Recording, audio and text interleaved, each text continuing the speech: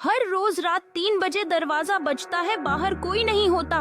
मीरा हर रात इस अनजान दरवाजे की आवाज से परेशान रहती है जो उसे सोने नहीं देता।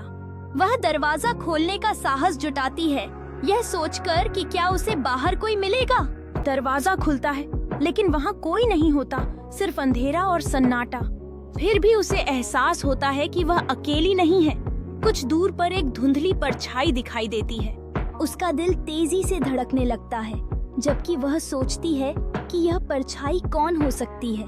जैसे जैसे परछाई करीब आती है, मीरा को महसूस होता है कि वह किसी का चेहरा जानती है, लेकिन अब वक्त नहीं है सोचने का। यह चेहरा उसे अतीत की याद दिलाता है, एक खोए हुए दोस्त की जो कभी वापस नहीं आया।